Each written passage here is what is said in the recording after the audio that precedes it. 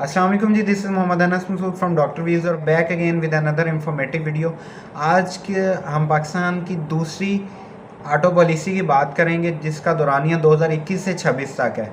और याद है जो पाकिस्तान की पहली ऑटो पॉलिसी थी वो उसका दौरानिया 2016 से 21 तक था। अब दूसरी ऑटो पॉलिसी का जो नाम रखा गया Pakistan auto and export policy. As the name shows Pakistan auto and export policy के गवर्नमेंट ये चाहती है कि पाकिस्तान की जो एक्सपोर्ट है वो भी बढ़े और लोकलाइजेशन इंक्रीज़ हो, जिसकी वजह से जो जॉब्स के मौके हैं बहुत ही ज़्यादा डायरेक्टली और इनडायरेक्टली इंडस्ट्री से जुड़े हुए हैं।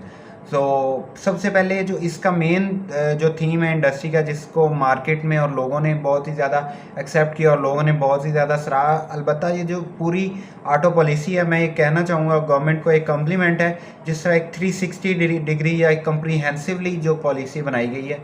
तो जो इसका मेन जिस मार्केट में जब सबसे ज़्यादा बातें हो रही हैं वो गाड़ियों की प्राइसेस कम होने के हवाले से। तो सबसे पहले हम उसके ऊपर बात करेंगे कि गाड़ियों की जो प्राइसेस हैं वो इस पॉलिसी में कम हुई हैं। सबसे पहले हम 1000 सीसी तक की जो गाड़ियां हैं उनको डिस्कस करते हैं। 1000 सीसी की गाड़ियां जो है उनमें हमारे पास आती हैं यूनाइटेड ब्रावो आ जाती है, सुजुकी आल्टो आ जाती है, सुजुकी कल्टस, किया पिकांटो और इस तरह की जितनी भी एंट्री लेवल 1000 सीसी तक की गाड़ियाँ उन पर जो पहले 2.5% एफ था उसको ख़त्म कर दिया गया है। और जीएसटी जो जनरल सेल्स टैक्स या जनरल सेल्स ड्यूटी जिसको कहते हैं वो 12.5% तक कर दिया है। पहले 17% था, अब 12.5% कर दिया गया, जिसमें 4.5% डिक्लाइन आया। और एसीडी उसको भी ज़ीरो कर दिया गया। एसीडी कहते हैं एडिशनल कस्टम ड्यूटी। जो पाकिस्तान में गाड़ियाँ असेंबल होती हैं, जिस तरह फॉर एग्जांपल आल्टो या वैगन आर कोई भी गाड़ी ले लें, पाकिस्तान में असेंबल तो होती है लेकिन उसके पार्ट्स बाहर से आ रहे होते हैं। अब जो उनके पार्ट्स बाहर से आते हैं उनके ऊपर टैक्स लगता था एडिशनल कस्टम ड्यूटी, उसको ख़त्म कर दिया गया 1000 सीसी तक की गाड़ियों में। और मैं दोबारा रिपीट कर देता हूँ, एफईडी ज़ीरो है 1000 सीसी तक की गाड़ियों के लिए। और जनरल सेल्स टैक्स 17% से 12.5% तक कर दिया गया है और एसीडी को ज़ीरो कर दिया गया। अब 1001 से 2000 सीसी तक की जो गाड़ियाँ जिनमें सिविक, ग्रैंडी, करोला अल्टिस ग्रैंडी और यारिस सिटी वगैरह, ये जो गाड़ियाँ हैं या प्रोटॉन सागा ये आती हैं, इन पर जो एफईडी है वो पहले 5% था, अब 5% से कम करके 2.5% कर दिया गया। और एसीडी पहले 7% था, अब 7% से कम करके 2% कर दिया गया। अब 2000 सीसी से ऊपर जो गाड़ियाँ हैं उनके ऊपर एफईडी जो था वो 7.5% था, अब उसको 5% कर दिया गया, यानी 2.5% हर चीज़ में से कमी कर दी है। और जो एसीडी है वो 7% से 2% कर दिया गया। अब एक चीज़ याद है कि जो कमर्शियल गाड़ियाँ जिनमें पिकअप्स आते हैं, टोयोटा का रेवो है और सुजुकी का डी मैक्स है, वो इस लिस्ट में शामिल नहीं है, वो एक एक्सेप्शन है। और उनकी प्राइसेस जो हैं बिल्कुल वैसी ही रहेंगी जिस तरह पहले थी।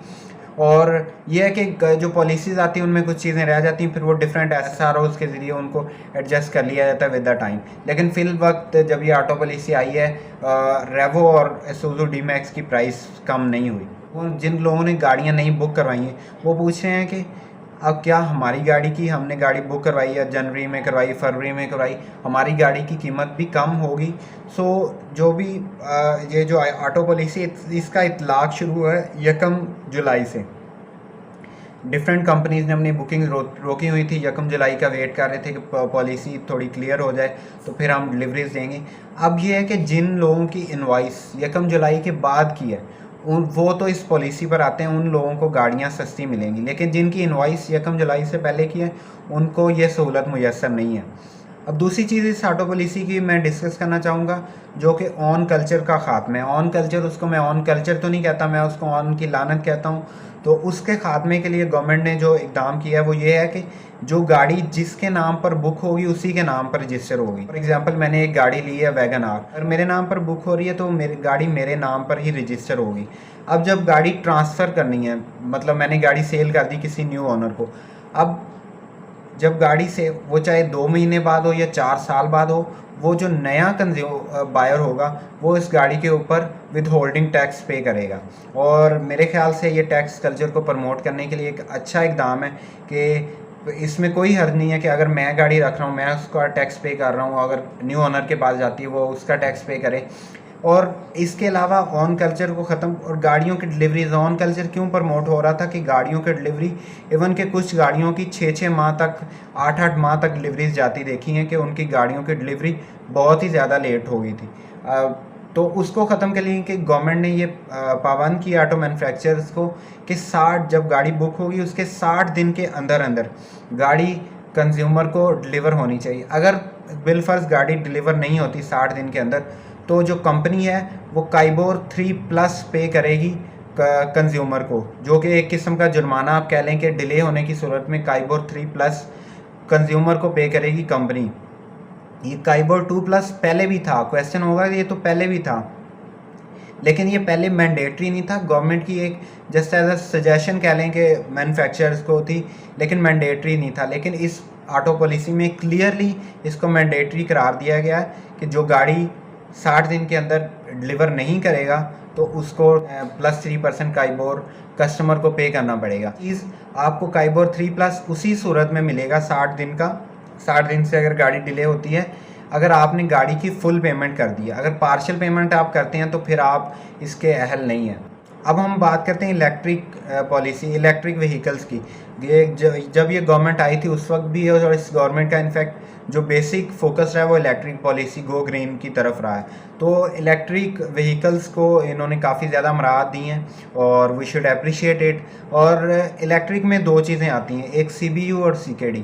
CKD जब यहाँ पे गाड़ियाँ इलेक्ट्रिक मैन्युफैक्चर होंगी उनका, और CBU, इन दोनों का अलग-अलग टैक्स पोर्शन है, वो भी हम डिस्कस करते हैं। तो जो CKD गाड़ियाँ होंगी, लोकली मैन्युफैक्चर्ड गाड़ियाँ होंगी इलेक्ट्रिक पाकिस्तान में, उनके ऊपर 1% GST और 1% कस्टम ड्यूटी होगी, जो कि बहुत ही कम है। लेकिन इस वक्त फिलहाल जब हम ये बात करें, इस वक्त पाकिस्तान में कोई भी ऐसी इलेक्ट्रिक गाड़ी नहीं है जो लोकली प्रोड्यूस हो रही हो। अब हम CBU की तरफ आते हैं, जो इम्पोर्टेड गाड़ियाँ होंगी उनके ऊपर जो कस्टम ड्यूटी है वो 25% से 10% कर दी गई है, जो कि 15% का डिक्लाइन है, और वो काफ़ी एक हेल्दी किस्म का इन्होंने एक रिलैक्सेशन दी है नए ऑटो मैन्युफैक्चरर्स। और इसके अलावा अगर हम हाइब्रिड की बात करें तो हाइब्रिड गाड़ियों की जो लोकली प्रोडक्शन का या CBU या CKD, उनके ऊपर भी काफ़ी ज़्यादा रिलैक्सेशन दी गई है। क्योंकि एक्चुअली ये होगा जब हम इलेक्ट्रिक की तरफ, दुनिया का तो एम है ना कुछ 2035 तक हम कम्प्लीटली इलेक्ट्रिक चले जाएँ, कुछ 2030 तक, लेकिन पाकिस्तान में थोड़ा उसको जब जदीद टेक्नोलॉजी आती है वो बिल्कुल एकदम से नहीं आ जाती, उसको अडॉप्ट करने में थोड़ा सा टाइम लगता है, उसका एनवायरनमेंट बनाना पड़ता है। तो ये जो MG-ZS-CV की टेस्ट ड्राइव एक एक्टिविटी हुई थी, उस पर उन्होंने ये ऑब्ज़र्व किया और उन्होंने ऑब्जर्वेशन अपनी शेयर की कि जो लोग हाइब्रिड गाड़ियां पहले यूज़ कर रहे थे उनका रिस्पांस ज़्यादा पॉजिटिव था इलेक्ट्रिक गाड़ी की टेस्ट ड्राइव पर, उनके मुकाबले में जो पहले से इंजन वाली गाड़ी यूज़ कर रहे थे। सो पहले जब हम इलेक्ट्रिक की तरफ हमारा सफ़र शुरू होगा तो डायरेक्ट हम इलेक्ट्रिक की तरफ नहीं जाएंगे, पहले हमें हाइब्रिड की तरफ जाना पड़ेगा, देन हम इलेक्ट्रिक की तरफ कम्प्लीटली मूव कर सकते हैं। तो जो हाइब्रिड गाड़ियों की को भी गवर्नमेंट ने काफ़ी इसमें टैक्स में, इनका एक टैक्स है जिसको 30% से 4% तक रिड्यूस कर दिया गया। अब CBU इलेक्ट्रिक गाड़ियाँ जो हैं उनकी अगर हम बात करें तो उनमें जो रिडक्शन उन्होंने मतलब रिलैक्सेशन दी है टैक्स में, लेकिन उसमें कोई कैटेगराइज नहीं किया गया फ़लाँ किलोवाट तक की जो गाड़ी होगी उसका टैक्स इतना होगा। जिस तरह मतलब 1000 सीसी तक की गाड़ियों के लिए अलहदा टैक्स पोर्शन है, 2000 तक के लिए अलहदा है। तो लेकिन जो इलेक्ट्रिक है उनमें भी इसी तरह होती है, कोई 50 किलोवाट, कोई 40 किलोवाट और कोई 70-80 इस तरह सोन इस तरह होती हैं, लेकिन उनके ऊपर कोई क्लैरिटी नहीं है। वो सारी जो गाड़ियां हैं, इनफैक्ट उससे यही नतीजा अखज़ किया जा सकता है सबके लिए जो टैक्स पोर्शन है वो बिल्कुल सेम है। लेकिन लोगों का ये क्वेश्चन आता है, मुझे उस पर कोई एतराज़ नहीं है। कुछ लोग उसके बारे में कह रहे थे कि एक बंदा है वो पोर्श टाइकन ले रहा है या ऑडी ई-ट्रॉन ले रहा है, वो एक बंदा अगर 1.5 करोड़ की गाड़ी अफोर्ड कर सकता है तो ज़ाहिर 2 करोड़ की भी कर सकता है, लेकिन उसको क्यों उतनी रिलैक्सेशन दी गई है? वही जो रिलैक्सेशन है वो पास कर दें। अगर छोटे जो 3 व्हीलर या 2 व्हीलर या 4 व्हीलर या कमर्शियल जो 50 किलोवाट आम यूज़र की जो गाड़ियाँ, उन तक वो रिलैक्सेशन क्यों नहीं ट्रांसफ़र करते? एक्चुअली ये जो रिलैक्सेशन है ना इलेक्ट्रिक के ऊपर, ये इलेक्ट्रिक CBUs के ऊपर, ये सिर्फ 1 साल के लिए। वो 1 साल की रीज़न ये है कि गवर्नमेंट ये पहले माहौल बनाना चाह रही है। जब जितनी भी उनकी कोशिश है मैक्सिमम इलेक्ट्रिक गाड़ियाँ पाकिस्तान में हैं, तो उसके लिए उनका ये है कि अगर कोई बड़ी गाड़ी मंगवाना चाह रहा है उसके ऊपर भी एक उसको कॉन्फिडेंस होगा और कि मुझे गाड़ी थोड़ी सस्ती मिल रही है, तो ज़्यादा से ज़्यादा लोग मंगवाएंगे इलेक्ट्रिक गाड़ियाँ। और जो बड़ी गाड़ियाँ आएंगी वो ज़्यादा अट्रैक्टिव भी लोगों के लिए होंगी और एक इलेक्ट्रिक का माहौल बन जाएगा। और जो इलेक्ट्रिक प्लांट लगवाने वाले हैं, चार्जिंग लगाने वाले हैं, उनके लिए भी एक फिजिबिलिटी बन जाएगी। लेकिन ये सिर्फ 1 साल तक है, फिर उनके लिए पॉलिसी चेंज हो जाएगी और नए SRO जिस सर आते रहते हैं वो पॉलिसी में आते रहेंगे। तो व्यूअर्स, ये थी आज की वीडियो। अगर आपको पसंद आई है तो लाइक करें, शेयर कर दें और हमारे यूट्यूब चैनल और फेसबुक पेज को लाइक कर दें। तो जो अब डिफरेंट कंपनीज़ की जो प्राइस लिस्ट है फाइनल वो आ चुकी है डिक्रीज़ होके, और उसके जो डिफरेंट चार्ट्स हैं और उनकी अपडेट्स आपको हमारे फेसबुक पेज और इंस्टाग्राम और ट्विटर पर मिल जाएंगी। तो ये थी आज की वीडियो। अल्लाह हाफिज़।